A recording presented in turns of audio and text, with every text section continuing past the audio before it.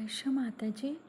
दोनों हाथ माँ के सामने, सेंटर हृदय में माँ की छवि को देखेंगे।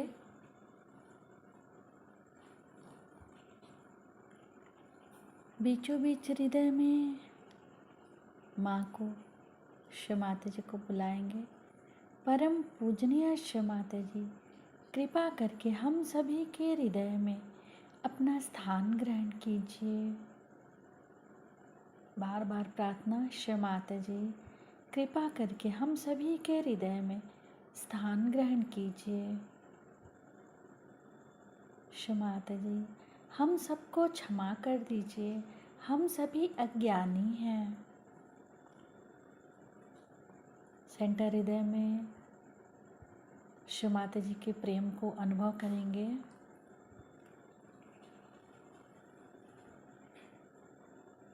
शिव माता जी आप ही तो श्री जगदम्बा भी हैं। कृपा करके हम सभी के हृदय में श्री जगदम्बा स्वरूप में संपूर्ण शक्तियों के साथ अपने श्री चरण कमल लेकर आइए। माँ के श्री चरण कमलों को देखेंगे सेंटर हृदय पे।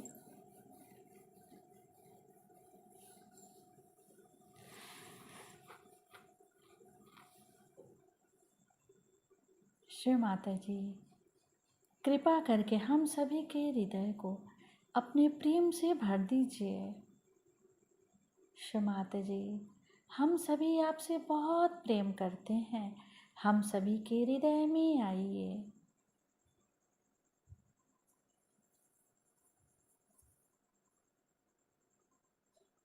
दोनों हाथों पे, एक एक अंगुलियों पे माँ के प्रेम को अनुभव करेंगे।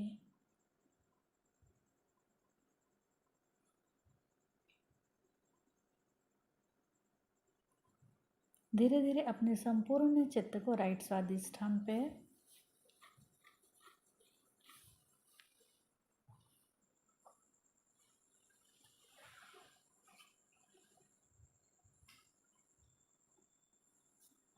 संपूर्ण चित्त राइट स्वादिष्ठान पे। शिव माता जी आप ही करता हैं, आप ही करविता हैं। हम सभी के अंदर से समस्त कर्ता भाव समाप्त कीजिए।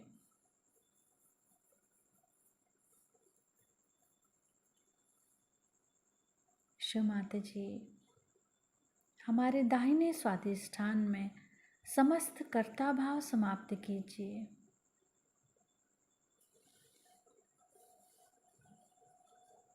चित शक्ति मंत्र ओम त्वमेव साक्षात् श्री चित शक्ति साक्षात् श्री आदि शक्ति माता जी श्री निर्मला देव्यै नमो नमः।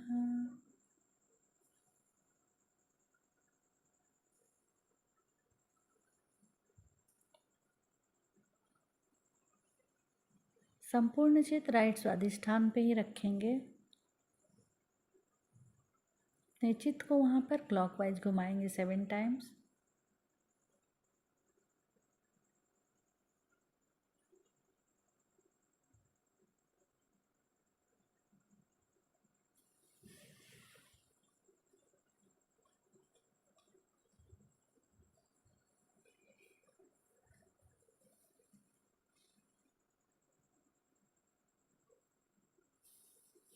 धीरे धीरे अपने संपूर्ण चित्त को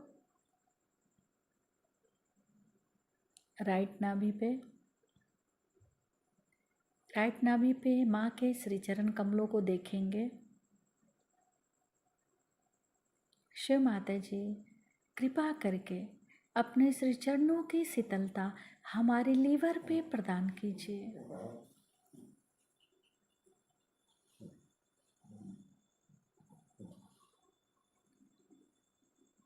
शिव माता जी कृपा करके अपने श्री चरणों की शीतलता हमारे लीवर पे प्रदान कीजिए।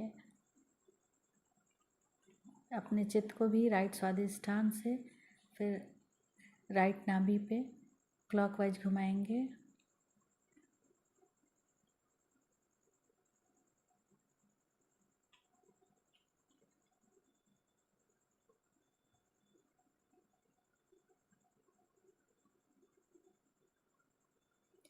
धीरे धीरे अपने संपूर्ण चित्त को सुषुम्ना नाड़ी से उठाते हुए सेंटर नाभि, सेंटर हृदय, सेंटर विशुद्धि, फ्रंट आज्ञा, सहस्त्रार।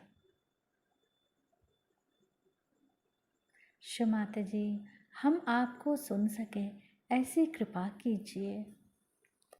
इस तरफ रखो बना। ऊपर के बारे में काफी विशद रूप से मैंने आपको बताया है, और जिस चैतन्य स्वरूप की बात हर एक धर्म में हर समय की गई है, उससे भी आप में से काफी लोग भली भांति परिचित हैं। उस पर भी जब मैं कहती हूं कि आप गृहस्थी में रहते हो और आप हठ योग की ओर न जाएं, तो बहुत से लोग मुझसे नाराज हो जाते हैं।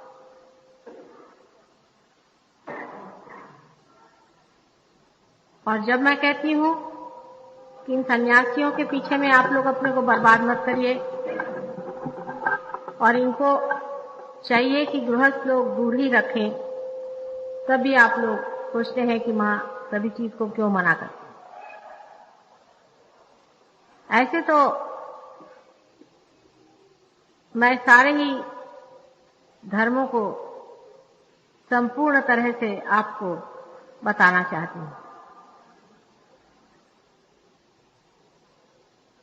इतना ही नहीं, जो कुछ भी उसमें आधा अधूरापन भाषित होता है, उसको मैं पूर्ण करना चाहती हूँ। मैं किसी भी शास्त्र या धर्म के विरोध में हो ही नहीं सकती हूँ, लेकिन अशास्त्र के जरूर विरोध में हूँ और अधर्म के। और जहाँ कोई चीज अधर्म होती है और अशास्त्र होती है, एक माँ के नाते मुझे आपसे साफ साफ कहना ही पड़ता है। बाद में आपको भी इसका अनुभव आ जाएगा कि मैं जो कहती हूँ वो बिल्कुल सत्य है, प्रैक्टिकल है। जब आप अपने हाथ से बहने वाले इन वाइब्रेशंस को दूसरों पे आजमाएंगे, आप समझ लेंगे कि मैं जो कहती हूँ बिल्कुल सच बात कहती हूँ, और पूर्णतया आपके हित के लिए और आपके उत्थान के मार्ग के व्यवस्थित रूप से प्रकाशित होने के लिए कहती हूँ। यही एक बड़ी शोचनीय स्थिति है कि मानव सत्य को लेने में बहुत टाइम लगाता है।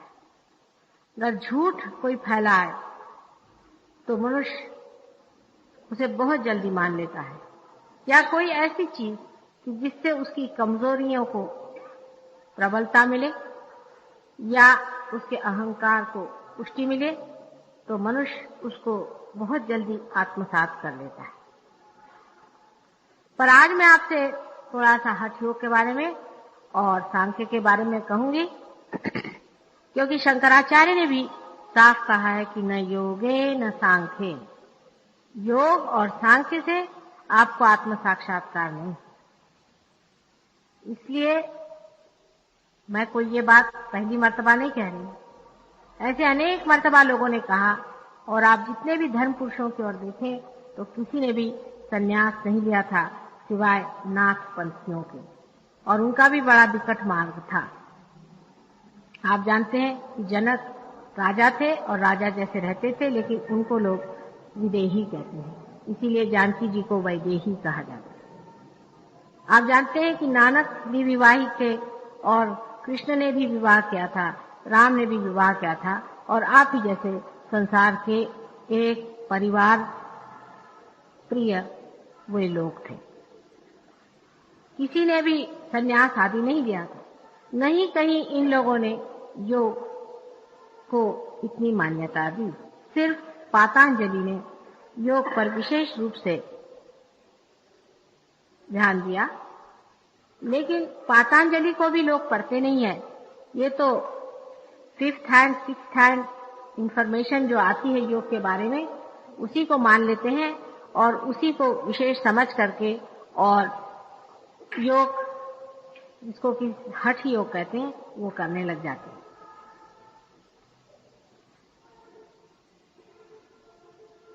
परिवार में जो सामान्य तरह से लोग रहते हैं, उनके लिए तो हठ योग अत्यंत हानिकारक होता है। अब वो क्यों होता है, कैसे होता है, वो मैं आपको समझाती हूँ। आप लोग ओपन माइंडेडनेस से बैठे, दिमाग खोल के बैठे, तो आप अभी मेरी बात समझ लें। मानव की जो शक्तियां हैं वो सीमित है, वो शरीर के अंदर सीमित की गई है। जब तक उसे आत्म साक्षात्कार नहीं होता है, जब तक उसका कनेक्शन उस सर्वव्यापी शक्ति से नहीं होता है, तब तक उसकी शक्ति जो है वो सीमित होती है। जैसे एक बैटरी का सेल है, जब तक बैटरी के सेल पे चीज चलती रहेगी तब तक उसकी सीमित शक्ति रहेगी। पर अगर उसका कनेक्शन इलेक्ट्रिकल मेन से लगा दिया जाएगा तो शक्ति पूरी समय आती है। मैं इसलिए बिल्कुल मॉडर्न बातों में समझाती हूँ कि हमारे रोजमर्रा के जीवन में हम इसे देख सकते हैं। अब जब आप हठ योग करते हैं तो उसमें ह और थ दो नाड़ियों का वर्णन है, जिसे कि सूर्य नाड़ी और चंद्र नाड़ी ऐसे कहते हैं, जिसे हमारे यहाँ सिंपैथेटिक नर्वस सिस्टम कहते हैं। इन दो नाड़ियों को जब आप इस्तेमाल करने लगते हैं, जिसे सुषुम्ना और पिंगला नाड़ी पीड़ा और पिंगला नाड़ी कहते हैं, इन दो नाड़ियों के उपयोग में हम हमारे पास जो सीमित, बिल्कुल ही जो सीमित एनर्जी है उसको इस्तेमाल करते हैं। जिस वक्त में हम ये कहते हैं कि हम शारीरिक व्यायाम आदि करते हैं, तो वो समझ लेना चाहिए कि हम हठ योग तो कर ही नहीं रहे, हम सिर्फ हा योग कर रहे हैं। हठ योग का मतलब होता है कि उसकी 6 चीजें जो है वो पूरी करनी पड़ती है। यम नियम आदि आप जानते हैं। वो जब तक आप पूरे नहीं कर रहे हैं तब तक आप बिल्कुल पार्शियल योग कर रहे हैं, और वो भी आप सिर्फ आपका हा नाड़ी माने सूर्य नाड़ी का काम कर रहे हैं। सूर्य नाड़ी से आपका शरीर बढ़ सकता है और आपकी मेंटल कैपेसिटी शायद बढ़े, लेकिन हम लोग तो कम से कम 3 चीज हैं ही। एक तो हम मेंटल हैं, इमोशनल है और फिजिकल है। तो अगर हमने इन 2 चीजों पर, विशेषतः शरीर पर, पूरी अपनी सीमित शक्ति को अगर खींच लिया, तो जो हमारी इमोशनल नाड़ी है, जिसको चंद्र नाड़ी कहते हैं, वो पूरी तरह से शुष्क होती जाती, उसका सारा ड्रेन होते रहता है, वहां से सारा खींचते जाता है और वो आता है हमारे शरीर पर। और जब वो हम अपने शरीर के बढ़ाने के लिए उसका उपयोग करते हैं, तो जो हमारा इमोशनल बीइंग है वो बिल्कुल ही शुष्क हो जाता है। इसीलिए आपने देखा होगा कि अधिकतर जो योगी लोग होते हैं एकदम बिल्कुल निष्ठुर स्वभाव के, उनमें हृदय होता ही नहीं मानो, और इस कदर क्रोधी और इतने इगोइस्टिकल होते हैं कि उनके जीवन को अगर आप समझ के पढ़ें तो कभी कभी लगे कि ये तो एक तरह की इगोइस्टिकल मॉन्स्टर। जैसे आप विश्वामित्र को पढ़ें, क्या उस हरिश्चंद्र बेचारे के जान को लग गए, खुद तो सन्यासी थे, उसके भी जान को लग गए। वो अच्छा घर गृहस्थी में अपने बीवी बच्चों के साथ बहुत धर्म से राज्य करता था, उसकी जान को लग गए, उसके प्राण ले लिए और उसकी हालत खराब कर दी। आपने दुर्वासा को सुना है, उनका नाम अगर आप सवेरे लीजिएगा तो आपको 3 दिन तक खाने को नहीं मिलेगा। तीसरे जमदग्नि साहब थे, उनके क्या कहने, यानी यहां तक है कि पराशर मुनि के लिए कहा जाता है कि उन्होंने भी एक बहुत ही गंदी बात अपने लाइफ में कर दी थी सत्यवती के साथ, जिन्होंने कि अपने हृदय को पूरी तरह से एम्प्टी तो कर लिया था, लेकिन अपनी काम वासनाओं पर वो कुछ भी नहीं अधिकार रख पाए। एक क्षण में उनका सभी तपस्या वगैरह भंग हो गई। और ऐसे अनेक हैं, आप जानते हैं, अपने ऐसे अनेक ऋषि मुनि हो गए। परशुराम जो थे, जिन्होंने कि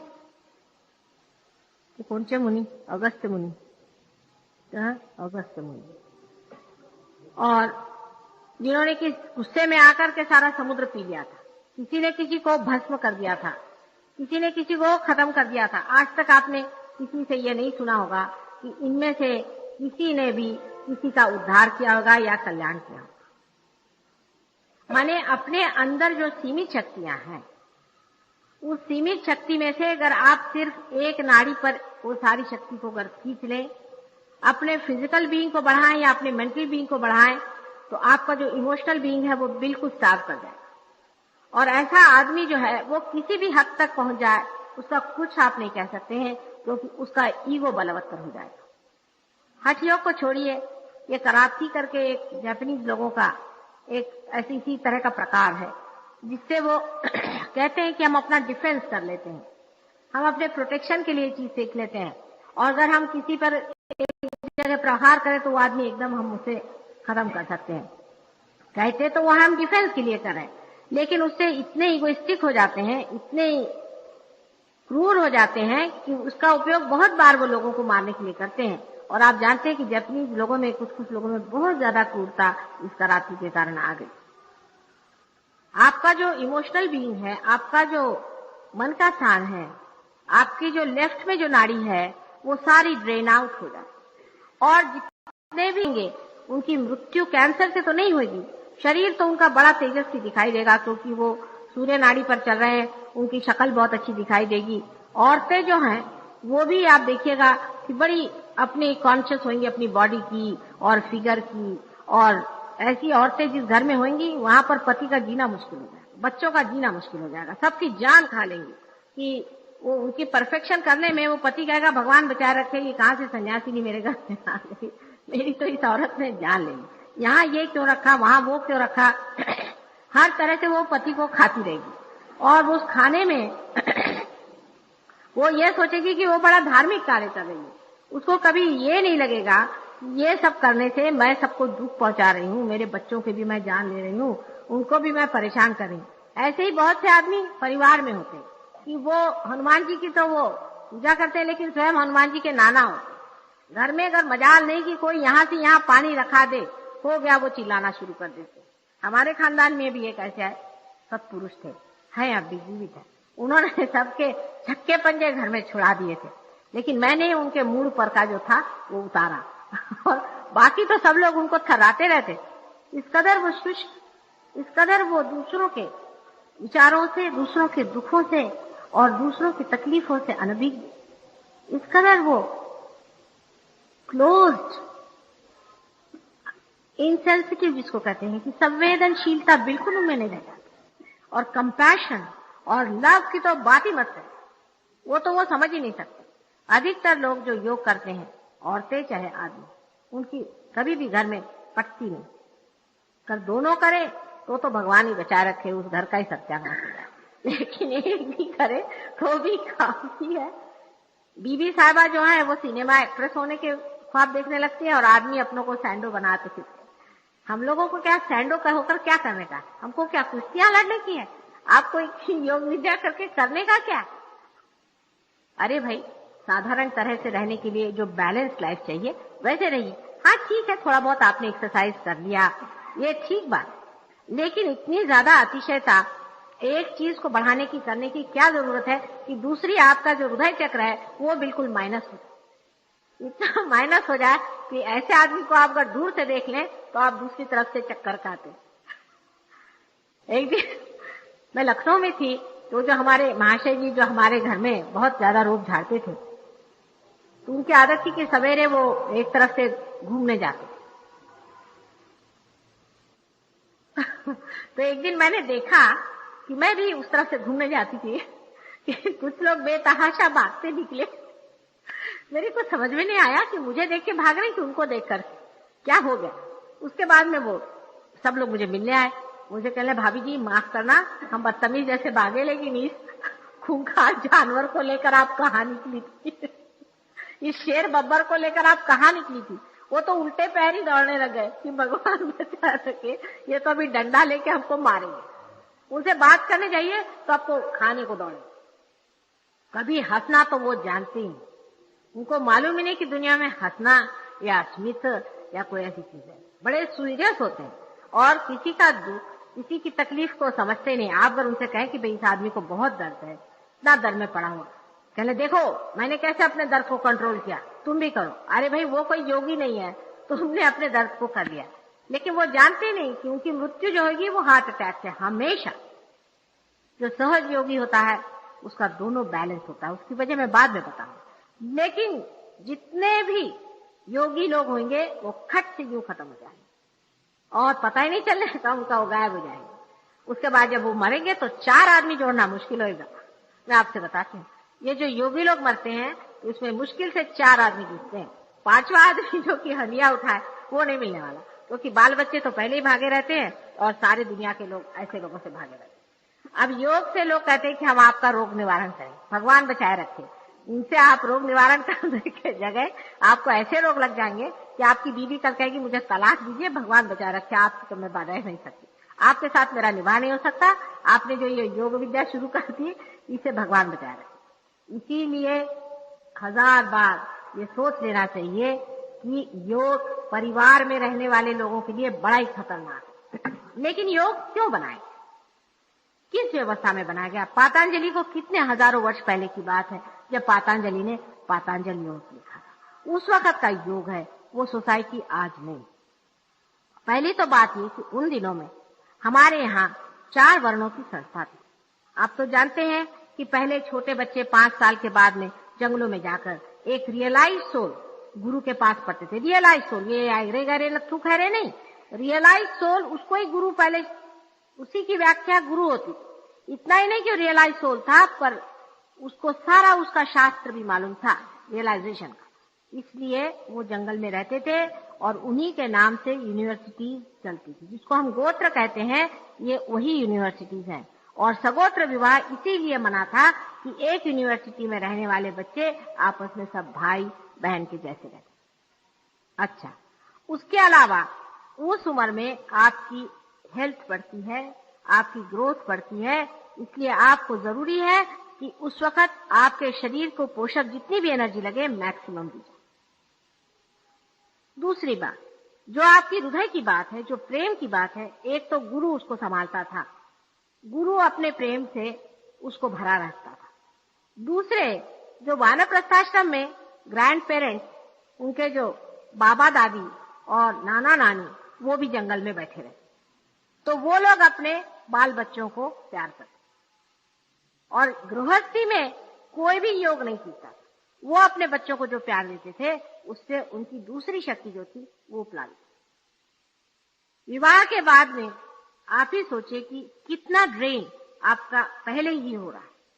मतलब ये कि आजकल की सोसाइटी में ऐसे ही आदमी किस कदर परेशान है, उसके पास टाइम ही नहीं कि वो कुछ प्यार करे या किसी से 2 मिनट प्यार से बात करे। और उस पर योगी अगर कोई हो गया तो आप ही सोचिए, ऐसे ही मियाँ बीवी के 1000 झगड़े रहते, तब तो आपने सत्यानाश ही कर दिया पारिवारिक जीवन। पारिवारिक जीवन के सिवाय सहयोग नहीं बनता, ये भी एक बात विशेष। साधारण तरह से जो पारिवारिक लोग हैं उन्हीं से ही सहयोग होता है। इसलिए जो लोग संन्यास लेते हैं उनसे कहना ठीक है आप संन्यास लो और जंगलों में बैठो, जंगल में ही रहो, 2 दिन बाद वहां से भाग के आएंगे भेष बदल कर। कल ही मुझे एक साहब मिले थे, वो मुझे कहने लगे कि मैंने स्टैटिस्टिक इकट्ठे किए, मैं वहां गया था, हरिद्वार गया था, वहां मैं गया और मैंने बहुत सारे वहां सन्यासियों से भेंट। तो मुझे आश्चर्य लगा कि 99.9% और 1% मैं इसलिए कहता हूँ कि मेरे आसार में मिला नहीं, पर मैं कहता हूँ पर चांस होएगा कोई। वहां पर जितने भी लोग आए हुए थे वो लोग सब बता रहे थे कि साहब मेरी बीवी मर गई तो मैं आ गया, मेरा बाप मर गया तो मैं आ गया, फलाना हो गया तो मैं आ गया, मेरे इनकम टैक्स वाले मेरे पीछे पड़ गए तो मैं आ गया, स्मगलिंग में मैं पकड़ा जाता था तो मैं आ गया। मतलब जेल से बचने के लिए बहुत से लोग आ गए और अपने पारिवारिक जीवन से बचने के लिए भी वहां आए। दूसरे स्टाइल के लोग ये थे कि साहब मैं यहाँ पहुंचा, मैंने सोचा कि यहाँ कुछ खाने पीने की व्यवस्था हो जाएगी, तो यहाँ देखता हूँ कि ये तो गेरुआ वस्त्र के लिए गेरुआ रंग भी नहीं मिलता, यहाँ बड़ा मुश्किल काम है और यहाँ बड़ा बुरा हाल है। आजकल तो दुनिया बिल्कुल ऐसी खराब हो गई है कि सन्यासियों को कुछ भीख ही नहीं देती। तो जितने भिखारी दुनिया भर के थे उन्होंने सोचा कि ये आसान है, थोड़ी सी भीख मांग करके गेरुआ वस्त्र लगा लो और जाकर सब हिमालय में रहे।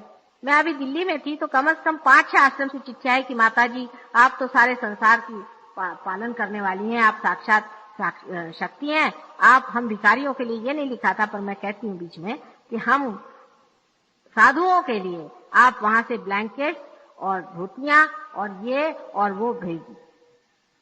मतलब भिखारी नहीं लिखा था, उन्होंने अपने को साधु लिखा था। साधु माने जो साध लेते हैं, समझे ना आप, जो साध ले वो साधु। तो इस तरह से उनकी चिट्ठियां मेरे पास आई।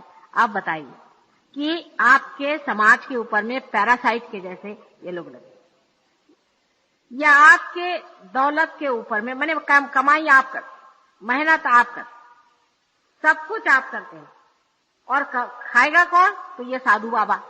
बताइए, ये तो कुछ मेहनत नहीं करता, ये तो कुछ नहीं करता, ये तो मोटा होते जा रहा है और आप दुबले होते जा रहे।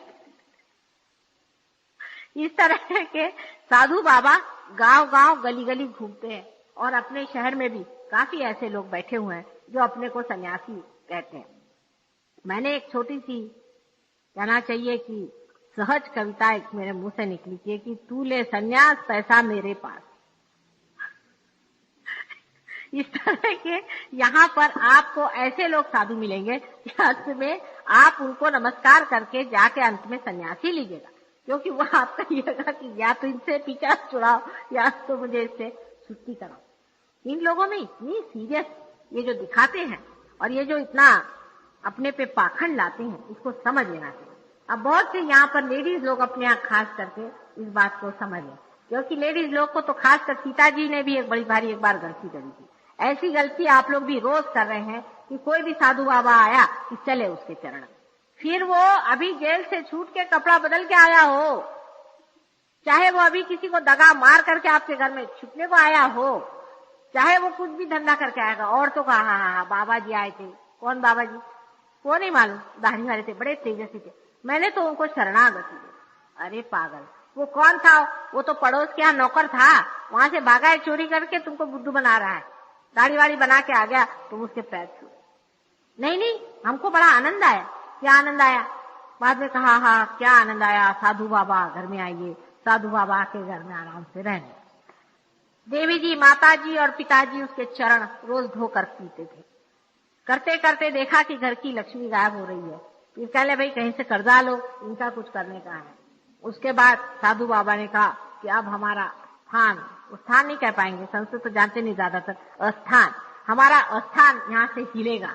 उनका स्थान हिला, उसके साथ आपकी तिजोरी भी हिल जाएगी। ये नहीं हुआ तो उन्होंने कुछ काम ही नहीं किया आपके ऊपर में। अगर अर्थ नहीं होगा तो ऐसे ही धंधे करेगा।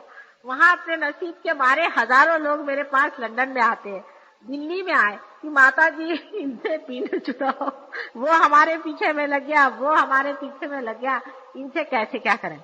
लेकिन अभी भी जो लोग इस चक्कर में हैं उनसे अगर कहो कि बाबा ये साधु बाबा के पीछे तुम क्यों मरते हो, तो उनको बड़ा बुरा लगता है। लेकिन जब उनका पूरा चकमुंडन हो जाता है तब वो मेरे पास आके कहते कि माता जी वो तो हमको मुड़ा के चला। इतनी सीरियस भी बात है और हंसी भी आती है मनुष्य की महामूर्खता पे। अब मैंने आपसे बताया है कि चंद्र नाड़ी और सूर्य नाड़ी पर अपना बैलेंस नेचर ने खुद ही डाल दिया है, आपको करने की जरूरत नहीं है। आप काहे को अपने पीछे लगे हुए हैं? आप बैलेंस लाइफ लीड करें, नॉर्मल लाइफ लीड करें और साधारण तरह से रहें। कोई जरूरत आपको नहीं है कि आप कोई द्राविड़ी प्राणायाम करें। मैं देखती हूँ कुछ लोगों को सवेरे उठ के सर के बल खड़े हो। हमारे सामने एक साहब रहते थे, पारसी साहब, वो 4 बजे उठ करके जो लटकन जाते थे तो वो करीबन 6 बजे वो लटकन से उतरते थे। और उनके घर में उनकी बहू से झगड़ा, लड़के से झगड़ा, सारा घर परेशान कि बुढ़ा मरे तो आफत छूटे। जब वो बुढ़ा मरे भी तो उन्होंने अपने बच्चों के लिए कुछ नहीं छोड़ा, सारा दान कर गए दूसरे योगाश्रम को। वो एक ऐसा ही योग वहां भी जितने बुढ़े मरेंगे वो भी इस तरह से हो जाएंगे। और ये भी हार्ट के पेशेंट थे, लेकिन वो हमेशा सर के बल अपने शीर्षासन में लटके रहे। अब ये पागलपन देखिए कि मैं अगर योग के विरोध में कह रही तो लोग फौरन कहेंगे कि माता जी ऐसा क्यों कहती। पर भाई तुम ही सोचो, क्या जरूरत है इतना द्राविड़ी प्राणायाम करने की? ठीक है, आपका शरीर ठीक चलना चाहिए, थोड़ा बहुत एक्सरसाइज कर लिया हो गया, लेकिन 24 घंटे हर समय वही सर के बल खड़े होने की क्या जरूरत है आपको? सबसे पहली चीज है प्रेम करना चाहिए। परिवार या संसार का जो सारा परिवार है, या उससे भी बढ़ के मैं कहूँ कि सारी ही सृष्टि, सारा ही विश्व, सारा ही प्रेम की धुरी पर चला है। प्रेम को छोड़ करके ये किसने कहा है आपसे तमाशे करने के? इस तरह की सब चीजें करने की कोई जरूरत आपको नहीं है। अब वो दूसरे और एक और निकले हैं आजकल, वो जो बजा बजा करके लंदन में घूम रहे हैं। उन्होंने अपने भारतीय संस्कृति को और 4 साल लगा दिए। उनका अगर आपको मैं किस्सा सुनाऊं तो आप तो कहिएगा कि इनको माताजी आप थप्पड़ मार के क्यों नहीं वहां से भेज देते। वहां पे बॉन्ड स्ट्रीट पर कैबरे डांस उनका चलते रहता है। सिर्फ सर में वो बाल चटमुंडन करते हैं और वो होती है ना चोटी जिसको मोदी बोलते हैं और मराठीला जरा शेंडी बनता है, वो अपने यहाँ चिपका के उसका वहां ड्रेसिंग होता है, हेयर ड्रेसिंग, वो बिकता है। एक एक के दाम 500-500 रुपया। उसको यहाँ चिपका करके और वहां नाचते हैं। और नाचते वक्त में उनको धोती तो बेचारों को कभी पहनना आता ही नहीं, लेकिन धोती भी पहनते रहते। औरतें साड़ियां पहने रहती है, उनको साड़ी भी पहनना नहीं था, धोती भी नहीं पहना आता। अरे भाई, अगर हमारा ड्रेस है वो हमारे को दे दो, अगर तुमको पहनना भी हो तो कायदे से पहनो और हमारे ढंग से चलो। एक तो वहां की औरतें साड़ियां पहन भी नहीं सकती, उनकी चाल ही घोड़े जैसी थी, ऐसे ऐसे चलती वो लोग। हम लोग तो ऐसे ऐसी चलती है ना, वो लोग ऐसे ऐसी चलती है। अगर हम अभी वहां गए थे लखनऊ में, किसी की शादी हो रही थी, तो वहां देखा कि सब लोग तो ऐसे ऐसे चल रहे थे, बीच में कोई घोड़ा जैसा कूद रहा था। साड़ी सब पहने थे। मैंने कहा ये कौन घोड़ा जैसे सब कूद रहा है? तो सामने जाके सुना कि एक बहू अमेरिका से आई है। मैंने कहा समझ गए। और उसको चलते तो चप्पल में बन नहीं रहा था बेचारी, खसटते खसटते घोड़े जैसे ऐसी ऐसी चल रही। और उनके बाल भी ऐसे आयाल घोड़े जैसे करते। उन लोग को इसकी आदत नहीं, घोड़े जैसे वो लोग चलते हैं, घोड़े जैसे वो रहते हैं, उनका तरीका है घोड़े जैसा। उसको क्या किया जाए, वो साड़ी पहनने से पहले उनको चलने का ढंग आया था। लेकिन वहां जो औरतें, आप सोचिए बॉन्ड स्ट्रीट में, जिन्होंने कभी साड़ी बांधी नहीं, वो साड़ी बांध के और ये लोग धोती बांध के जो वहां कैबरे डांस करते हैं, मारे लज्जा के आपको लगता है कि प्रभु ये क्या। और वहां लोग मजाक में पार्टी वार्टी में कहते हैं कि माता जी आप ये साड़ी पहने हैं, माता जी आप ये चीज पहने हैं और आपको कोई प्रॉब्लम नहीं। तो मैंने कहा किसका? पहले हमने बॉन्ड स्ट्रीट में देखा, उनसे तो सब धोती और साड़ियां खुल जाती है। हमने कहा भाई ये तो जन्म जन्मांतर का हमारा पहनावा है और यही हमारी लज्जा की। और इसको आप कहिए कि वो भारतीय संस्कृति को बढ़ा रहे, तो भगवान बचाए रखे ऐसे लोगों से कहना कि हम ही को बढ़ाने दीजिए हमारी संस्कृति जो हमारे रग रग में है। आप मेहरबानी से हमारी संस्कृति को मत बढ़ाएं। ये बात रही आपकी हठ योग की, जिसको कि आप हठ कहते हैं। हालांकि हठ पे चलते नहीं, ह पे चलते हैं। और हठ में से जब थ पे आते हैं तो भगवान बचाए। ह का मतलब होता है कंप्लीट एब्स्टिनेंस। ये नहीं खाओ, वो नहीं खाओ, मेरे 25 सोमवार करने हैं, मुझे इतने लक्ष्य जो है वो शिव जी को चढ़ाना है। अब एक देवी जी आई थी इलाहाबाद से, महाब्राह्मणी बन के। वो यहाँ एक महाराष्ट्र बेचारे ब्राह्मण है, उनके घर में ठहरे। अब वो बड़े आदमी की रिश्तेदारी थी तो भाई ठीक है, उन्होंने अपने घर में ठहरा दिया। जब वो चली गई उसके बाद में उनके घर में सब लोग ठीक ठाक हुए। उसके बाद उन्होंने आके कहा कि मेरी खापर पंजी भी ऐसी नहीं जैसी ये औरत थी। मैंने कहा क्या हुआ? पहले आते साथ उसने अपने पति को डांटना शुरू किया, तुमको मालूम है मैं नल का पानी नहीं पीती हूँ, मेरे लिए कुएं का पानी क्यों नहीं भरवा के रखा? पति बेचारा रात में कावड़ लेकर के कुएं पे गया, वहां से जाकर के पानी लाया। सवेरे उठ के उसे चिल्लाना शुरू किया कि मुझे तो कितने लक्ष्य वो शिव जी पे चढ़ाने के, बेल के पत्र और वो लाना पड़ेगा। तो वो ओले थी, हम कहते हैं ना जो गीले बदन जाके ला। अब वो गीले बदन लाने के बीच बेचारा मलबार हिल पे गया तो उसने उसको पकड़ के मारा। जो वहां के आदमी थे उनका कि तुमसे किसने कहा इस पे बेल के पत्र पे चढ़ने की? उसी गीले बदन में वो ढूंढते ढूंढते कहां से वो नौकर को वो गया और उसने ला करके उसको दिया। उस पर 4 डांट कि तुमने पत्ते ठीक से नहीं देखे। एक तो 4 बजे जाकर के तोड़ने का, उसको क्या दिखाई देगा? उसको इतना डांटा, लेकिन शाम को इसको 107 बुखार आ गया और वो बेचारा कहना मैं तो बीमार हो गया, मुझे अस्पताल में भेज दीजिए। उसके बाद दूसरा नौकर आया, उसको जो पता चला कि इनका काम करने का है तो उसको तो वैसे हुरूड़ी भर के आए। उसने कहा मुझे मलेरिया का अटैक आ गया, वो भी चला गया। फिर ये बेचारे जो इनके पतिदेव थे वो दौड़े उनकी मदद के लिए, उनको भी पेट पे चढ़वाया, उनसे भी सारा काम करवाया। अंत में वो भी हार गए। 5 दिन वो रही। उन लोगों ने फिर मुझे फोन किया कि माता जी अपने प्रभाव से इनको यहाँ से इनका स्थान बदलवाइए। तो फिर वो पूना गई। वो जहाँ जहाँ गई उनके उपद्रव मशहूर है, उसके बारे में बड़ी जाहिरात हुई। और जिन साहब के रिश्तेदारी थे उन्होंने कहा साहब मैंने तो खुद बचाने के लिए उनको भेजा। तो मैंने कहा कि हम लोग आपको आकर डंडा मारेंगे, आप मेहरबानी करके ऐसे दिव्य लोगों को कहिए कि वहीं त्रिवेणी में बैठ करके वहीं जप करें और मौन में रहें, दूसरों को इस झंझट में न फंसा। कल का बायका ना काही कळतंय का नहीं?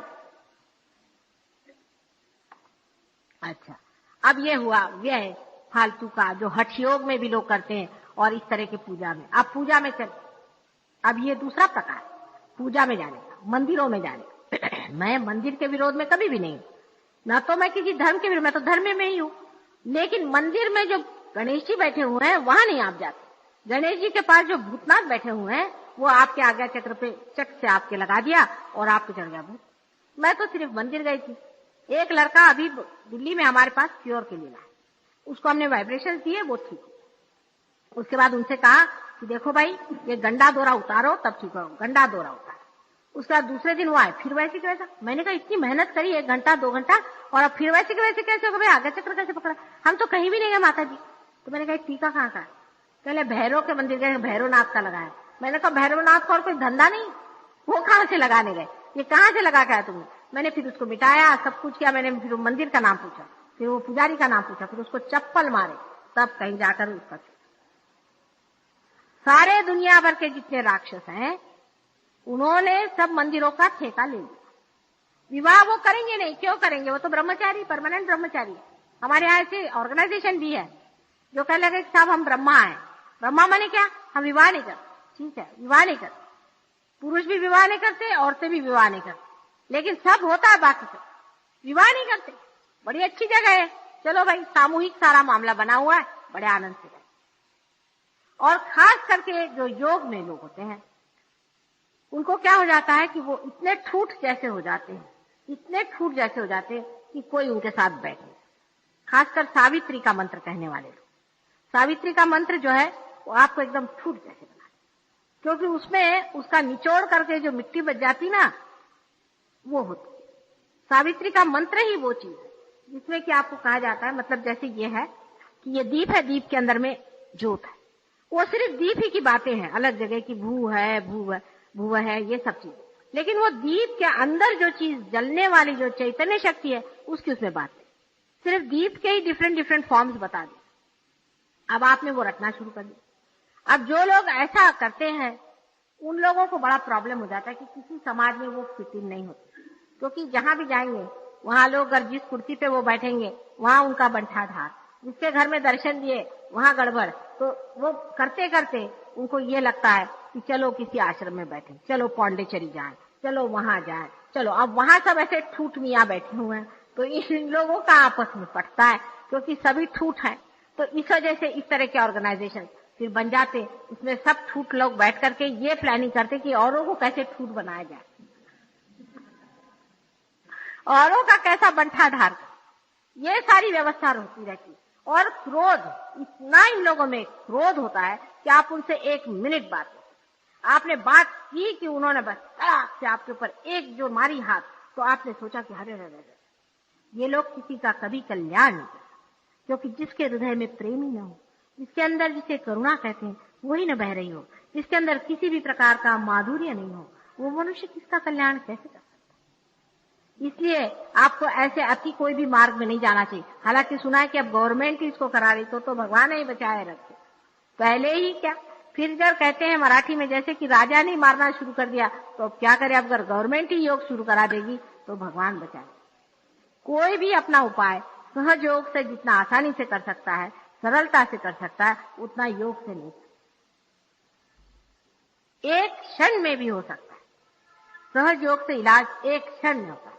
जो आदमी पार हो जाता है वैसे भी वो विमुक्त ही हो जाता है, क्योंकि उसका कनेक्शन जो जुड़ जाता है, उसके अंदर शक्तियां जो आने लग जाती है, उसका कोई उसके शक्ति पे निर्भर नहीं होता है। जो चारों तरफ फैली हुई शक्ति है वही उसके अंदर से दौड़ने लग जाती है। तो उसका जो फिजिकल बीइंग है, उसका जो इमोशनल बीइंग है, उसका जो मेंटल बीइंग है, वो पूरी तरह से प्लावित हो जाता है। और इस वजह से ऐसे आदमी डायनामिक हो जाते हैं और वो दिन भर मेहनत करते रहेंगे, उनको थकान नहीं होती, वो आकर्षक होते, उनके साथ आपको बैठने को मन करता है।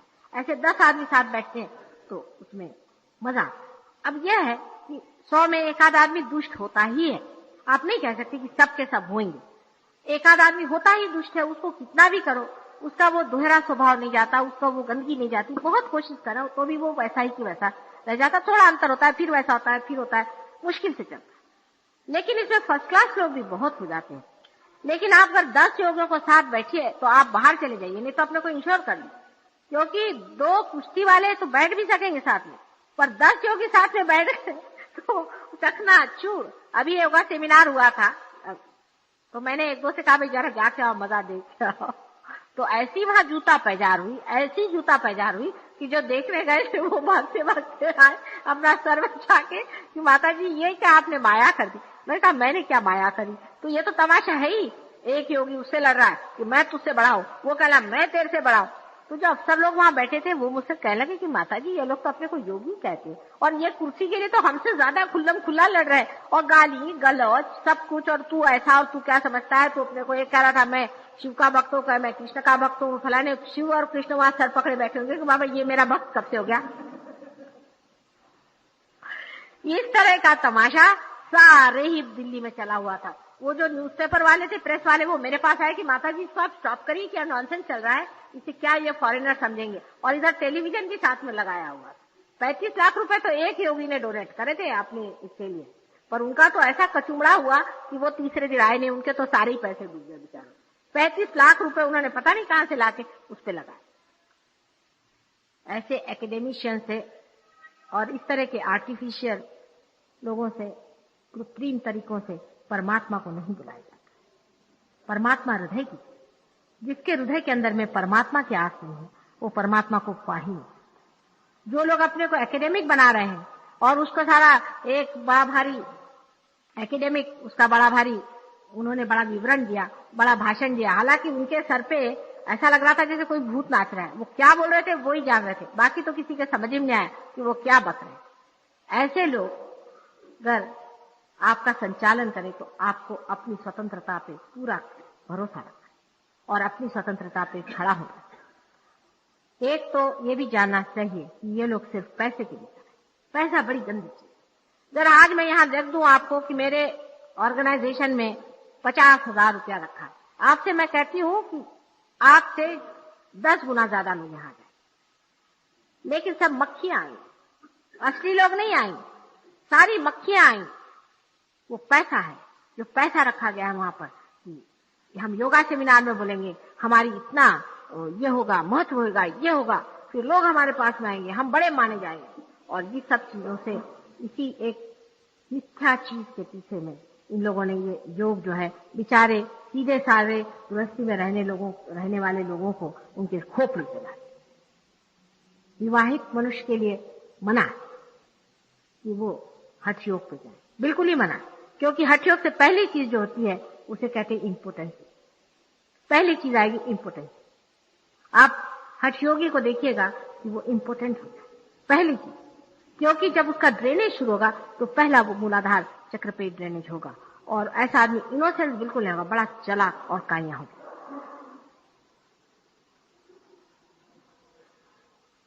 हठ योग को समझने के लिए, उसको चलाने के लिए, उसको करने के लिए वो व्यवस्थाएं होनी चाहिए थी जो पातंजलि के वक्त में थी, वो आज है नहीं। आजकल तो ग्रैंड पेरेंट्स तो छोड़ो, अपने सास ससुर को भी कोई घर में नहीं टिकने, और माँ बाप जो है रात दिन बच्चों को ये सोचते कि कहां से बला घर में आ गए। ऐसी हालात में जितना भी आपके पास ड्रेन है उसे खत्म करना, आपके जितने टेंशन है उसको हटाना और नॉर्मल तरीके से आप रहिए, जैसे नॉर्मल विवाहित लोग रहते उस ढंग से आप रहिए। एक्सट्रीम्स होने से सहयोग नहीं काम करेगा। जो लोग एक्सट्रीम्स टेम्परामेंट पे हैं उन पे सहयोग नहीं चलता है, और लोग फिर ये सोचते हैं कि माता जी आपने हमको क्यों नहीं पा, क्या बात है, हम क्यों नहीं पा रहे? क्योंकि आप एबनॉर्मल आदमी हैं, एब्स्टिनेंस, कि ये नहीं खाएंगे, वो नहीं खाएंगे, भूखे मरेंगे। जो लोग भूखे मरते हैं जानबूझ करके, ऐसे तो बहुत मर रहे हैं बेचारे, वो तो हो जाएंगे पार, लेकिन जो जानबूझ करके भूखे मर रहे हैं वो कभी पार नहीं। आप अपने अंदर बसे हुए अन्नपूर्णा का अपमान करें। इसका मतलब नहीं कि आप बकासुर हो जाएंगे, बिल्कुल भी नहीं, वो दूसरी साइड है। लेकिन एब्स्टिनेंस की साइड पर मैं बता रही हूं कि एक्सट्रीम एब्स्टिनेंस जो है वो नहीं करना चाहिए। सिर्फ एक ही चीज का एब्स्टिनेंस हो सके सहयोग से पहले तो अच्छा है, नहीं तो बाद में तो मैं छुड़ा ही देती हूँ, वो है शराब। शराब और स्मोकिंग भी थोड़ा बहुत, क्योंकि दोनों ही हमारे अवेयरनेस पे काम करते, हमारी चेतना पे पड़ते हैं। इसे 2 चीज को छोड़ने का प्रयत्न करना चाहिए। अगर छूट जाए तो ठीक है, और नहीं छूटे तो बाद में मैं ध्यान में आपका छोड़ा दूं। अब दूसरी साइड देखिए, जिसको कि आप सांख्य कहते हैं, कि इमोशनल साइड, कि आपने है, आपके बच्चे ही आपके सब कुछ हो गए। अब वो बच्चे के लिए आप मरे जा रहे हैं, उसके लिए आपको फिर दुनिया में कुछ नहीं दिखाई देता। उस बच्चे के लिए आप 10 बच्चे मार डालेंगे, पर उस बच्चे को आप बचाएंगे। ये सांख्य हुआ। इंडल्जेंस, शराब पीना, औरतों के साथ बहुत ज्यादा मतलब रखना, अपनी स्त्री को छोड़कर और औरत के प्रति दृष्टि उठाना आदि सभी बिल्कुल वही चीज है। वो चाहे थोड़ी हो चाहे ज्यादा। यह आज के समाज में बहुत बड़ी बीमारी लग गई है। उसके बारे में पहले भी मैंने आपसे कहा था, जो फ्लर्टिंग चीज है ये कुछ नहीं पर आज्ञा चक्र की बाधा है। ये भूत है।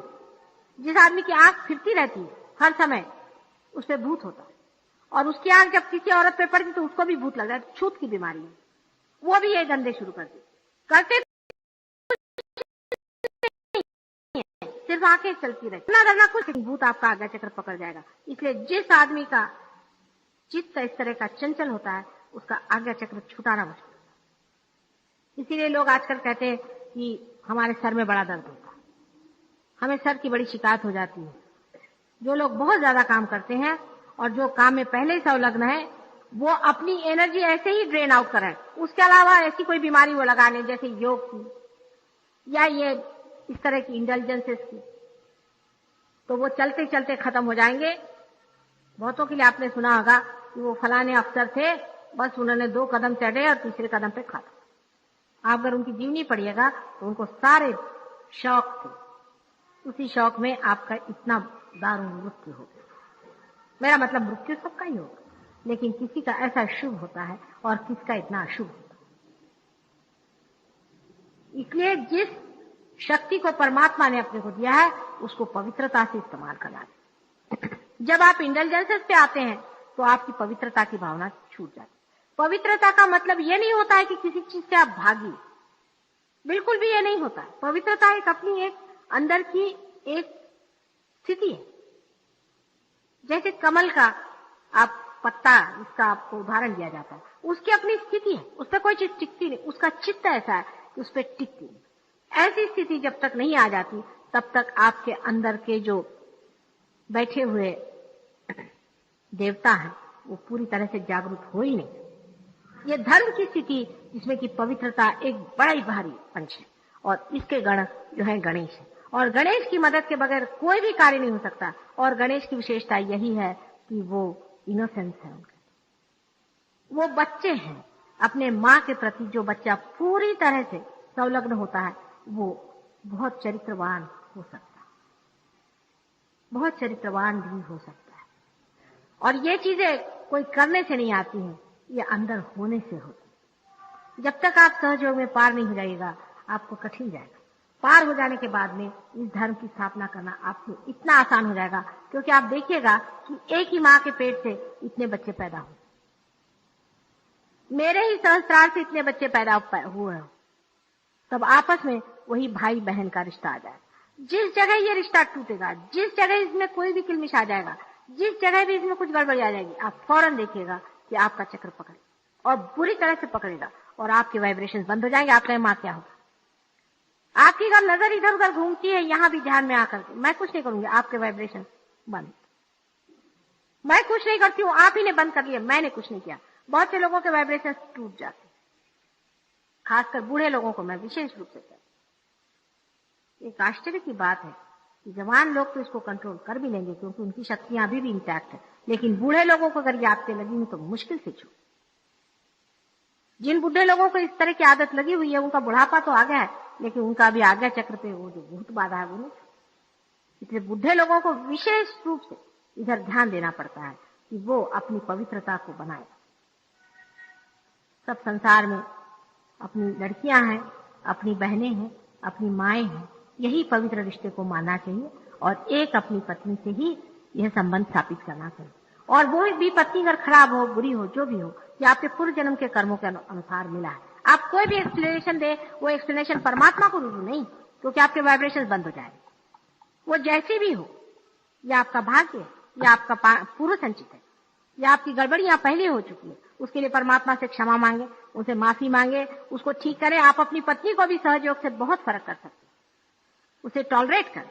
लेकिन उसके बहाने पर कोई भी सहयोगी कहे कि नहीं साहब मैं ये करूंगा वो करूंगा और गड़बड़ काम करूंगा, तो आपके वाइब्रेशन बंद हो जाएंगे, चाहे और कुछ होना। ये इंटेलिजेंसेस में आया। एब्स्टिनेंस में एक चीज और बड़ी खराब आ जाती है, वो है कट्टरता। आदमी कट्टर हो जाता है। ओ मैं तो बिल्कुल कौन हिंदू हूं, कट्टर हिंदू, मैं तो कट्टर मुसलमान हूं। जब कट्टर होगा तो कटार चल गई। जो आदमी कट्टर हुआ उसके वाइब्रेशन गायब।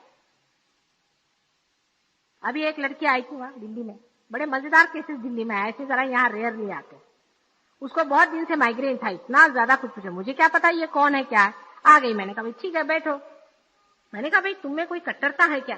तो कहती मेरे में तो कोई नहीं, मैं तो भगवान को बहुत याद करती। मैंने कहा कौन से भगवान को? कहले मैं तो भाई हिंदू धर्म वाली हूँ, तो हिंदू धर्म के जितने भी भगवान है उतने सबको मैं मानती। मैंने कहा अच्छा देखो बेटे, तुम ऐसा करो कि यहाँ पर नाभि चक्र पे जनक जी का नाम लो, चाहे तुम दत्तात्रेय जी का नाम लो, वो तुम्हारे आदि गुरु। लिया उसने, कहने कुछ फर्क नहीं पड़ता। मैंने कहा अच्छा तुम अपनी ये उंगलियां कान में डाल के अल्लाह अकबर कहो और पैगंबर साहब का नाम लो। फौरन उसकी सरदर्द चला गया।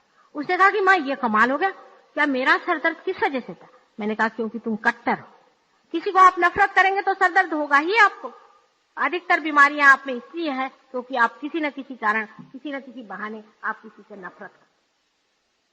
परमात्मा ऐसे आदमी की क्यों मदद करेगा? आप ही बताइए कि आप और नफरत करें?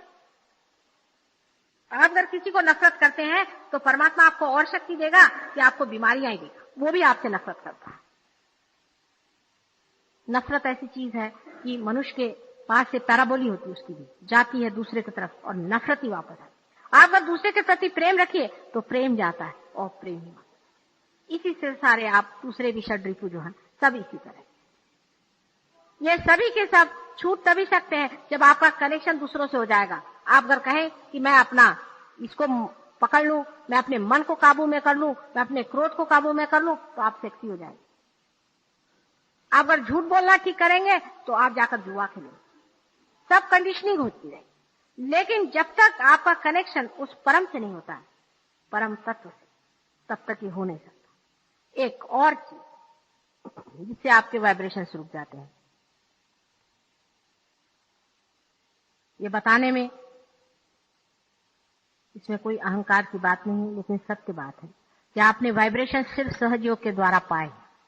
जिस दिन आप सहयोग के विरोध में कुछ भी कार्य करते हैं या हमारे खिलाफ कोई भी बात कहते हैं, मैं चाहे नाराज न हूं, लेकिन गण बैठे हुए आपके फौरन खत्म कर देंगे।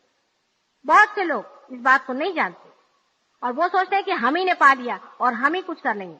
तो बात ये कोई विशेष ही शक्ति है, इसी वजह से काम हो रहा है, नहीं तो आज तक नहीं हुआ होता पहले। अब आपके सामने कहने में कोई हर्ज नहीं, क्योंकि आप में से बहुत से लोग इस बात से साक्षात कर चुके। ये कोई विशेष शक्ति जिसी कारण हो रहा है और ये कोई आपके करने से होने वाला नहीं है। बहुत से लोग सोचते हैं कि हम भी कर लें तो हो जाए।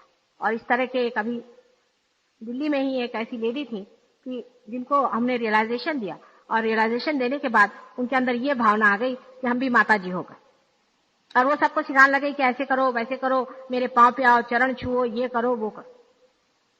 उनके तो वाइब्रेशंस बंद हो ही गए, उसमें कोई शंका नहीं, लेकिन जिन्होंने उनके पांव छुए थे वो सबके वाइब्रेशंस बंद हो गए। तो रोते रोते मेरे पास आए कि माता जी वो तो कह रहे थे कि आपके बाद मैं ही।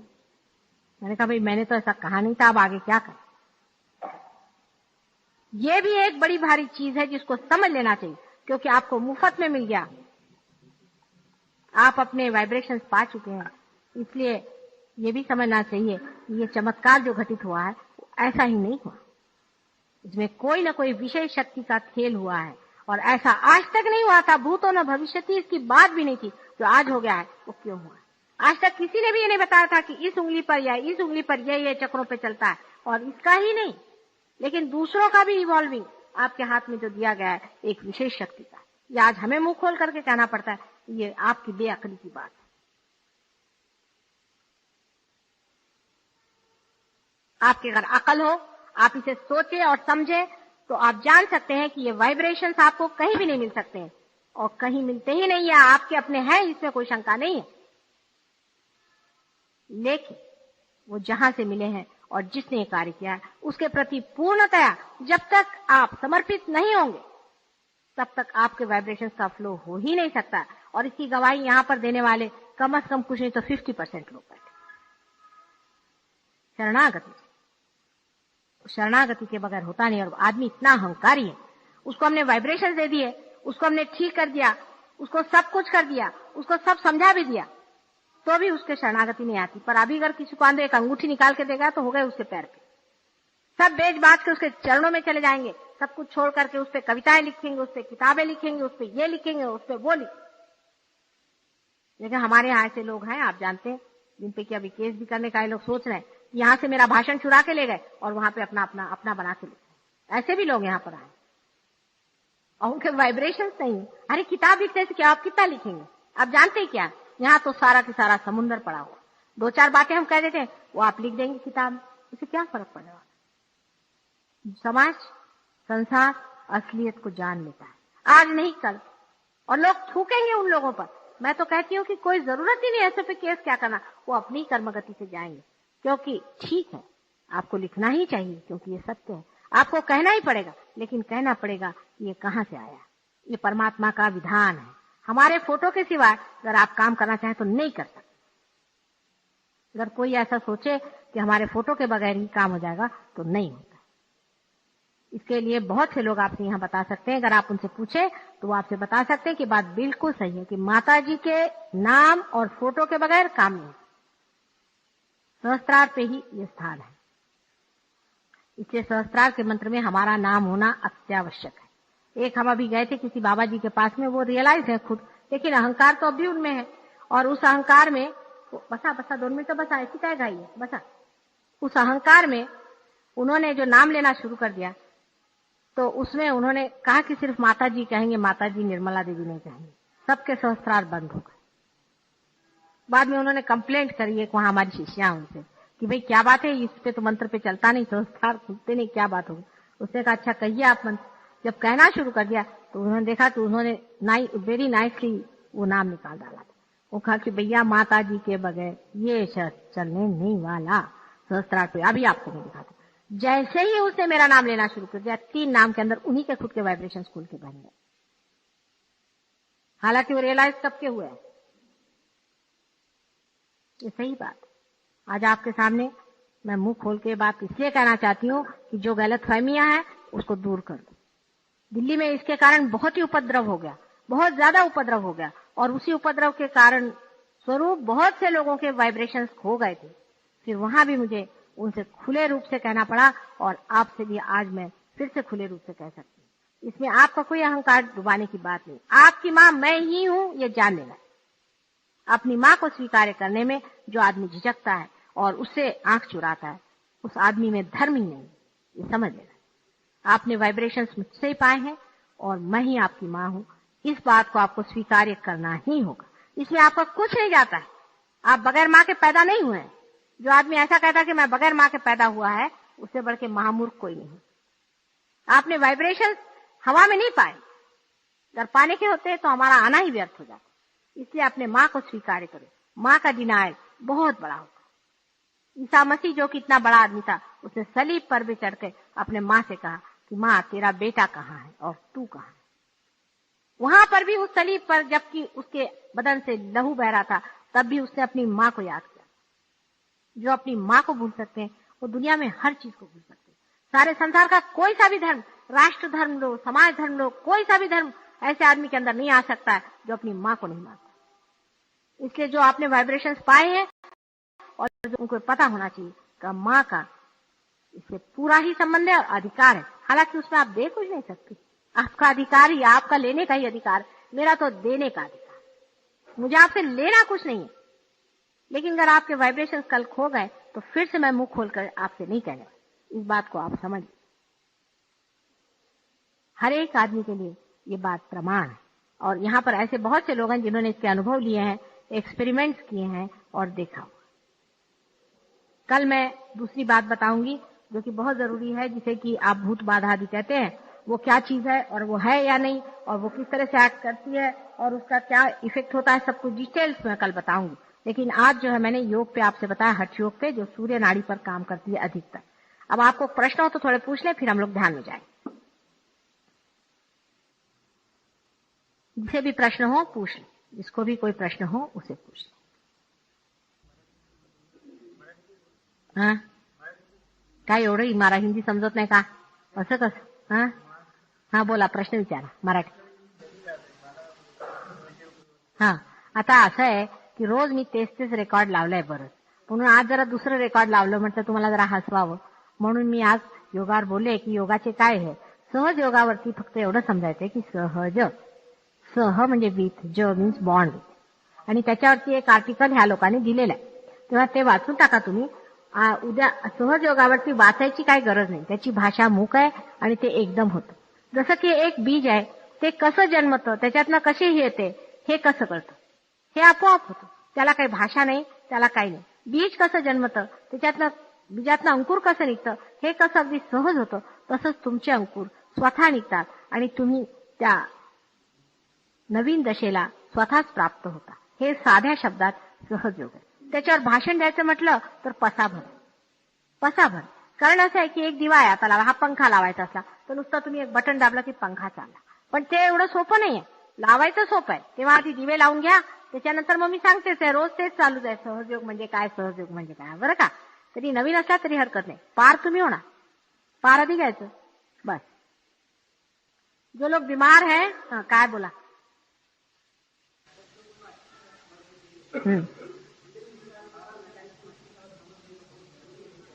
नहीं नहीं नहीं, मैं बताती हूँ बेटे, उसको तो कुछ समझना ही नहीं चाहिए.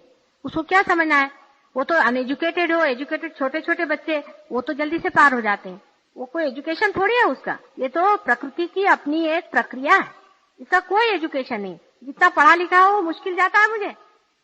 जितने पढ़े लिखे होंगे भगवान बचा रखे, उनसे तो सरदर्द हो जाता मेरे को. जितने कम पढ़े उतना ही अच्छा है, क्योंकि पढ़ के वो भी एक अहंकार, एक तरह का विचित्र अहंकार उस आदमी में था.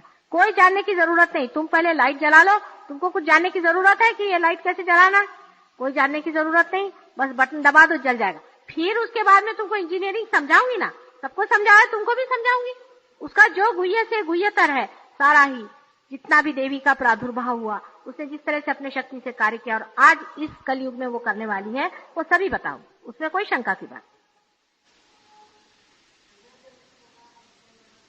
हाँ, कोई विश्वास रखने की जरूरत नहीं, बिल्कुल भी नहीं. बिल्कुल आप विश्वास नहीं रखिए, लेकिन आप, इसका मतलब नहीं कि आप अविश्वास ही रखें. उसको खुले रखें, अपने दिमाग को आप खुले रखें. विश्वास रखने का तो कोई सवाल ही नहीं उठता. विश्वास रखने से कभी कभी और भी दोष हो जाता है कि आप मेरे पे परम विश्वास से आए, ये दोष हो सकता है. आपको विश्वास रखने की जरूरत नहीं. आप हिलते क्यों हैं, शांति से बैठ. आपको विश्वास रखने की जरूरत नहीं है, कोई भी ऐसी चीज करने की जरूरत नहीं. आप सिर्फ जैसे बैठे हैं ऐसे बैठे रहिए, अकस्मात आपके अंदर प्रकाश आ जाएगा. आपको क्या सूर्य पे विश्वास करना पड़ता है क्या, कुछ नहीं. क्या ये जो पत्तियां हैं सूर्य पे विश्वास करती हैं, जिनका रंग हरा हो जाता है सूर्य के प्रकाश से, सब अपने आप से होता है. आप विश्वास करें चाहे न करें, परमात्मा तो है ही. विश्वास करना और न करना उससे कोई फर्क नहीं पड़ता. न विश्वास चाहिए, न ही उसका एजुकेशन चाहिए, न ही उसके लिए कोई बल प्रयोग चाहिए, कि उसके लिए कोई शक्ति चाहिए कि सर के बल आप खड़े हैं कि नाच रहे हैं कूद रहे हैं, कुछ भी नहीं चाहिए. कुछ मुंह पर आप एक्सप्रेशन मत लाइए. यहाँ किसी को ठगा ठगी नहीं करने की है, आप ही को पार होना. बहुत से लोग मैं देखती हूँ कि ऐसा विकट मुंह बना लेंगे, कहीं हंसने वाला कहीं कुछ, वो सोचते हैं इससे ही कोई इंप्रेशन मार देंगे. इंप्रेशन तो भगवान पे पड़ना चाहिए. अगर आपका संचित है तो हो जाता है, आज नहीं कल नहीं परसों. आप हिल क्यों रहे, कंट्रोल करिए. किसको, हाँ है, अनेक जन्म होते हैं, पुनर्जन्म है. अगर मुझसे पूछो तो मैं कहूंगी तो उसकी सिद्धता तुम्हें बाद में आएगी, उसको सिद्ध भी कर सकते. लेकिन आप अपने पुनर्जन्म पे नहीं जाए. उसकी वजह यह है कि मैंने देखा है कि हिंदू का जो माइंड होता है, जो आज हिंदू है, ये पहले मुसलमान भी रहे हैं, इनका जो माइंड होता है इसमें पुनर्जन्म की भावना बड़ी तीक्ष्ण होती है. उसके कारण वो पास्ट में ज्यादा रहते हैं कि हम पिछले जन्म में क्या थे. अरे भाई कुछ भी रहे होंगे, आज क्या है, अभी प्रेजेंट दिस मोमेंट, ये जरूरी चीज. इसलिए पुनर्जन्म पे आप चित्त न दे. जो भी हो पुनर्जन्म हो गया होगा, कोई हर्ज नहीं. आपके जो कुछ भी कर्म है वो पीने के लिए मैं बैठी हूँ, उसका शोषण ही करने के लिए बैठी हूँ. सब कुछ कर लो, लेकिन सिर्फ इतना करो कि प्रेम से, अपने प्रति प्रेम से और सारे ही समाज के प्रति प्रेम से, सिर्फ प्रेम से अपनी ओर बैठो। किसी के प्रति कट्टरता मत रखो, किसी के तरफ द्वेष भाव नहीं रखो, अत्यंत प्रेम पूर्वक रहो। फिर किसको अपने मन से हटाना है, कौन राक्षस है कौन दानव है, वो भी मैं आपको बाद में बता दूं।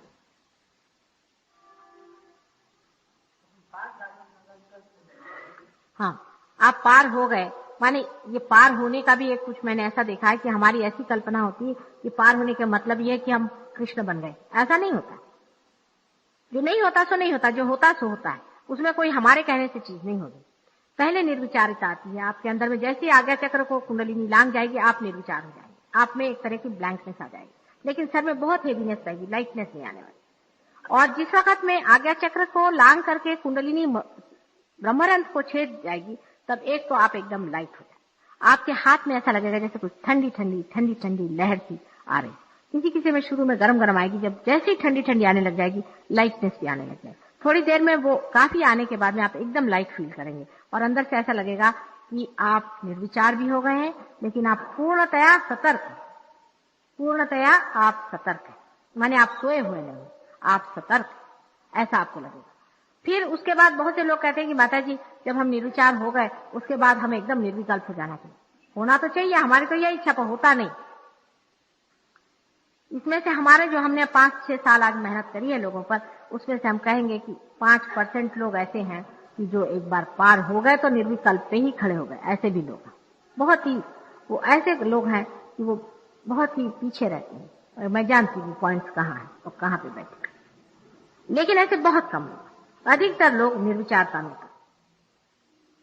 मतलब क्या है कि आप यहाँ बीचों बीच आकर के यहाँ से यहाँ चलते रहते हैं।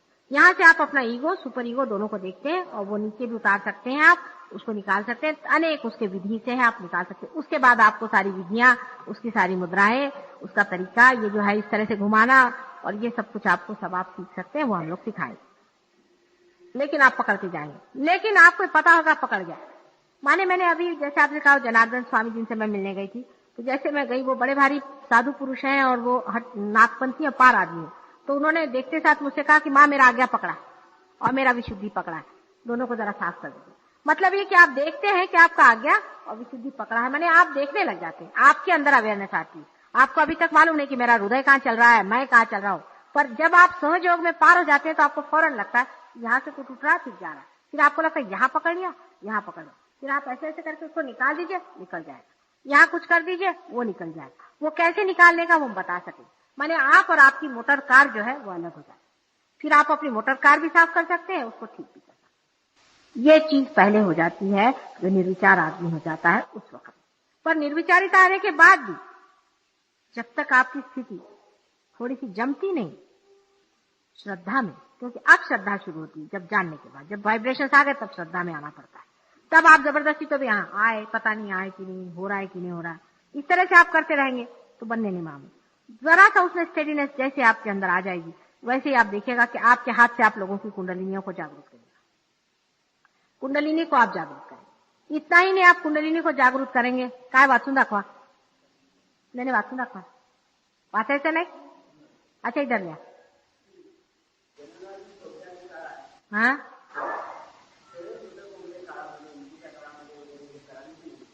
कोणत्या काळामध्ये?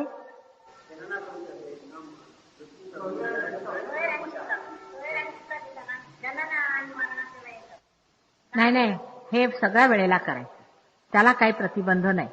उलट तुम्ही एकदा पार झाला, आप अगर एक बार पार हो गए और जरा सी निर्विकल्पता है तो आप ध्यान में ही रहते हैं, आप ध्यान में ही रहते हैं, हर समय ध्यान में रहते हैं। फिर क्या सूतक और कौन क्या और क्या, हर समय आप ध्यान में रहते हैं। लेकिन विशेष दिनों का कुछ कुछ असर होता ही है, जैसे महाशिवरात्रि के दिन एक विशेष रूप में कार्य बना। ये सब दिनों का बड़ा महत्व होता है। वो दिन सबको मैंने एयर कंडीशनर में डाल दिया था, सबकी हालत रो रही थी, तो वो हो सकता। लेकिन तो भी जैसे सूतक के दिन आपका मन जब दुखी रहता है तो ज्यादा ही ध्यान में रहना, उसमें कोई अशुभ तो कभी होता ही नहीं, इससे कभी भी अशुभ नहीं होगा। यानी आपको आश्चर्य होगा, एक साहब थे, उनको बाधा ने पकड़ा और उनके कारण 10 और सहयोगियों को पकड़ा। अब 10 सहयोगी उनसे बहुत इंप्रेस्ड हो गए थे पहले से, अब उन्होंने पकड़ा तो मैंने कहा कि उसको तुम लिख करके और 25 जूते लगाओ, 21 वैसा कहते हैं, 21 जूते लगाओ। उन्होंने उसको जूते लगाए, ये लोग तो छूटे नहीं पर वो छूट गया, क्योंकि इन 10 आदमियों ने उसको लगाए तो उसको उतने जूते 10 मरतबा लगे, और ये लोग अपने को जो मार रहे थे वो एक ही मरतबा लगे। जूता भी मारिए तो भी आप छूटे हो, कुछ भी करिएगा उद्धार ही होगा। हम आपको अगर डांट दें तो भी उद्धार होगा, हम आपको प्यार कर ले तो भी उद्धार होगा, मतलब उद्धार ही होने वाला है। इसे संहार होना ही नहीं, उद्धार ही होने वाला। आप अगर कल कहे माता जी वो फलाने मेरे को बहुत सता रहे, आप उसको मार डालिए, मैं उसको मारने को जाऊंगी तो उसका उद्धार हो जाएगा, वो अच्छा होकर इधर आ जाए, ट्रांसफॉर्मेशन ही होगा, इससे और कुछ होने नहीं वाला। जैसे आप कोई कहते हैं कि भाई इसको हटाओ, ये मिनिस्टर अच्छा नहीं, इसको हटाओ, मैंने कहा उसको हटाना का है, उसी को बदल देते ना, ट्रांसफॉर्मेशन होगा। इससे कोई आदमी निकलेगा नहीं, हटेगा नहीं, ट्रांसफॉर्मेशन होगा। कोई अगर महादुष्ट होगा तो विचलित हो जाएगा, उसको परेशानी हो जाएगी, फिर धीरे धीरे वो भी अपने चक्कर में आ जाए। ये ट्रांसफॉर्मेशन का तरीका है।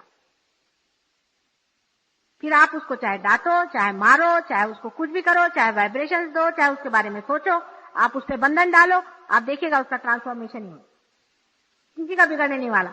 अब जैसे बहुत से लोग हैं, कहने मेरी सासू मुझे बहुत सताती, मैंने कहा ठीक है, सासू को तो चप्पल नहीं मार सकते तो अधर्म हो जाए, तो ठीक है तुम उस पर बंधन डालते बैठे रहो सासू जी के नाम से। थोड़े दिन में पता हुआ कि सासू जी आई, एकदम लाल लाल उसका मुंह गया, उसकी हेल्थ बड़ी अच्छी हो गई, और कहने लगी कि मुझे तो तुम पे इतना प्रेम आ रहा है, पता नहीं क्यों इतना तुम्हारे ऊपर प्रेम आ रहा है। तुम आश्चर्य से कहते कि यही वो है क्या, ये कैसे होगा, और उधर वो भी जवान दिखने लगे और उसके मुंह पे भी एक तेज आ गया। इससे सिर्फ ट्रांसफॉर्मेशन होगा, क्योंकि मनुष्य ही में भगवान होने की भी क्षमता है और राक्षस होने की भी क्षमता है। इससे मनुष्य भगवान की ओर जाएगा, चाहे आप उसके लिए कुछ भी करें। आप चित्त में उस आदमी के लिए विचार ही ला, उसी वक्त वो आधा छूट जाए। उसको आप मारो, डांटो, पीटो, कुछ भी करो, उसका भला हो, एक दशा में जाने के बाद। ये नहीं कि आप पार हो गए और मारना शुरू करो। एक चीज को समझ लेना चाहिए जानबूझ के, ये ट्रांसफॉर्मेशन का तरीका है। ट्रांसफॉर्मेशन कोई चेंज करने का नहीं, कुछ चेंज करने का है, मनुष्य बदल जाता है। और कोई प्रश्न है? 1-2 मिनट है।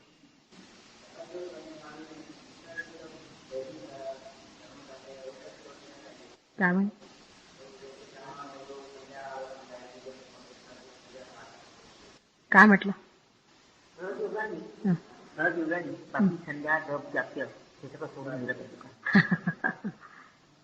नहीं, ऐसी तो बात नहीं, कुछ छोड़ने की बात नहीं, लेकिन उसका शास्त्र सीखना पड़ेगा।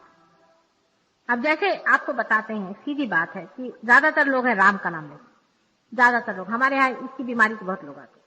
अब राम आपके हृदय चक्र में देखो वो स्थित है, अब वो राम का नाम लेते हैं और हृदय चक्र ही उनका पकड़ा रहता है। क्योंकि क्या है कि जहां से नाम लेने का उसका मार्ग बंद है और आप उसी पर ठोक मार रहे हैं, इस वजह से आपका राम नाम पकड़ा है। तो अब ऐसे आदमी का अगर हृदय चक्र ही पकड़ा हुआ है तो रियलाइजेशन के बाद में हम रियलाइजेशन देते वक्त राम ही का नाम लेते हैं, लेकिन हमारा कनेक्शन है इसलिए उसका दरवाजा खुल जाता है। लेकिन तो भी उसको केयरफुली रहना चाहिए कि अपने हृदय चक्र पे ज्यादा चोट न करे। यह समझ लीजिए किसी आदमी को पेट का कैंसर है और वो कृष्ण का नाम ले रहा तो उससे उसको फायदा नहीं होने वाला, उसको तो किसी गुरु का नाम लेना चाहिए, क्योंकि वैष्णवी पावर जो है धर्म की उसको इस्तेमाल करना पड़ता है कैंसर के। आप किसी का अगर आपका विशुद्धि चक्र पकड़ा हुआ है, किसी का माने ये कि विशुद्धि चक्र नाम से विशुद्धि चक्र पहली चीज पकड़ेगी और फिर जिसका नाम लोगे वो चक्र पकड़ेगा। जिन्होंने भी नाम लिया वो मुश्किल काम, और जिन्होंने आती लिया तो वो आती मुश्किल काम। तो आपने अगर नाम स्मरण किया है यहां से कृष्ण के लिया तो बस यही पकड़ेगा, लेकिन आपने अगर और किसी का शिव जी का किया तो हृदय चक्र और ये कॉम्बिनेशन जम गया, आप दोनों को छुड़ाना पड़ता है। अच्छा, फिर हम शिव जी से छुड़ाएंगे और राम से कृष्ण से छुड़ाएंगे। अब आपको पता होना चाहिए कि आपका कौन सा चक्र पकड़ा है और उसी को आपको छुड़ाने के लिए आपको कौन सा नाम लेना चाहिए। संध्या भी या कोई सी भी चीज है, उसका जब तक आपको शास्त्र पता नहीं और शास्त्र से काम करना सहयोग के विरोध में पड़ता है। सबका अत्यंत शास्त्र, उसका प्रोटोकॉल है, उसका तरीका है, उसका ढंग है, तो हम बात बात पे बताते रहे। जैसे एक हरिद्वार हम गए थे, यहाँ है वो महाशय बैठे हैं बहुत, वो भी एक बड़े पहुंचे हुए पुरुष हैं, लेकिन वो बेचारे उन सबसे मैंने कहा था कि गंगा जी मेरे सर पे नहीं चढ़ सकती, इसलिए आप सर पे मत डालना, चाहे और कहीं पानी पड़ जाए, लेकिन केयरफुल रहना, मेरे सर पे मत डालना। लेकिन उन्होंने शायद सुना नहीं, शायद हो सकता है उन्होंने थोड़ा सा पानी की छींटे मेरे सर पे ऐसे डाल दी, फौरन गंगा उसको खींच के ले जाने लगी। मुझे मालूम था जैसे पानी पड़ा, मैंने पहले उनका पैर पकड़ा, वो बच तो गए, लेकिन 107 बुखार से 7 दिन पड़े। प्रोटोकॉल होता है हर एक, आप है मेरे और अगर पैर करके बैठे वाइब्रेशन होता है, सब चीज की इज्जत होती है। ये चीज हिंदुस्तान के लोगों को आती है, अमेरिकन लोगों को भगवान भी माफ कर देते हैं, वो जानते ही नहीं कि उनको कुछ समझता ही नहीं है कि किस तरह से इसका होता है। सब जिस तरह से संपन्न करना चाहिए उस तरह से पूर्ण संपन्नता है, उसकी श्रद्धा है, उसका तरीका है, कि एक प्रोटोकॉल है। आप कौन सी उंगली से कुंकु लगाएं, हर एक चीज का है। इस उंगली से आपका आज्ञा चक्र का है। हर एक चीज में आपको पता होना चाहिए कि ये उंगली आपको कहाँ इस्तेमाल करनी चाहिए, ये कहाँ इस्तेमाल करनी चाहिए, इसका क्या अर्थ होता है। सब धीरे धीरे आपने जितने भी यहाँ जिसको रिचुअलिज्म कहते हैं, वो कहाँ से आया, वो क्यों आया, ओम का क्या मतलब है, सब चीज आप समझ लीजिए। इस सब चीज में अर्थ है। और जो प्रार्थना है, परमात्मा से प्रार्थना करने की होती है, जो नमाज है, जो बैप्टिज्म है, ये सब चीजों का अर्थ आपको सिर्फ सहयोग में लग सकता है, क्योंकि अभी पहले मर्तबा आपके वाइब्रेशन शुरू। जब तक आपके अंदर वो इलेक्ट्रिसिटी नहीं आई तो आप क्या उसका उपयोग दिखाएंगे। हवाई बात हो जाएगी, ये पंखा चलने लग जाएगा, ये होने लग जाएगा। पहले बिजली तो आए, मगर उसके क्या हो। जैसे हर एक चीज के बटन यहाँ लगे हुए हैं, आप दबा रहे हैं, एक बटन चल, दूसरी चीज रही। उसका सारा शास्त्र सीखने के बाद आप अंधे जैसे जो आज तक करते हैं, वो आपको पहले शुरू में छोड़ना होगा पूरी तरह। जब आप पूरी तरह से उसको छोड़ेंगे तब उसके शास्त्र के अनुसार पूरा आप सीख लीजिए, सब समझ लीजिए, तब आपको पता होगा। जैसे आज ही उन्होंने पूछा कि कुंभ की स्थापना क्या चीज होती, उसी पर मैंने आधा घंटा उनको सुना। उनका तो कहीं शास्त्र में लिखा नहीं। मैंने कहा भाई उस वक्त लिखते तो क्या फायदा, आज तुम लोग समझते हो तो बता रहे। बहुत सी बातें आप ये कहेंगे कि माँ हमने कभी नहीं पढ़ा, ऐसा नहीं था, लेकिन उसका साक्षात होगा आपको, मतलब आप देख सकेंगे कि ऐसी ऐसी। हाँ, क्या है, अभी ये लोग बैठे जो ऐसे ऐसे हाथ कर रहे हैं ना, ये लोग सब जानते हैं कि कहाँ हमारा चक्र पकड़ा है, कैसे हमको कुंडलिनी उठाना है, किस तरह से हमको बंधन लेना, ये सब लोग जानते हैं। जो लोग जानते नहीं है वो सोचते हैं कि ये पता नहीं क्या कर रहे हैं, मंत्र विद्या क्या कर रहे हैं। इसका एक तरीका होता है, इसका एक ढंग होता है। अभी किसी का भी आज्ञा चक्र पकड़ गया तो वो यूं पकड़ के बैठ जाए। वैसे तो विचार से भी आप अपने सारे चक्रों को साफ कर सकते हैं। जब गति आपकी ऊंची हो जाती तब आप इतने हाथ पैर नहीं हिलाते, फिर जरा सा कम हो जाता है। जरा सी ऊंची गति पे पहुंचने पर आदमी फिर मन से ही उस चीज को सफाई कर सकता है, चित्त से ही उस चीज को सफाई कर सकता है। अच्छा, अब जाएं ध्यान में। जो लोग बीमार हैं, परेशान हैं, वो लोग भी ऐसे हाथ करें हमारे, और कम से कम 4 दिन ध्यान में जरूर आइए। 4 दिन में आप जरा सा अच्छे से स्टेडी हो जाएंगे। इसको स्टेडीनेस की जरूरत होती है। कोई गारंटी किसी चीज की नहीं है, ये होना पड़ता। आप आंख बंद करें और जो आप पार हो जाएंगे तो हमको ही खुद इधर पता हो जाएगा। लेकिन आप लोग भी आंख बंद करके और देखें आपके अंदर का ठंडा ठंडा आ रहा हो और आपके विचार का ठहर गए हो, तो अब आप देखिए अपने अंदर। दूसरों को मत देखिए। एक आदमी आया, आंख उठा के देख लिया, ऐसी चंचलता होगी तो कभी कुछ नहीं होने वाला। शांत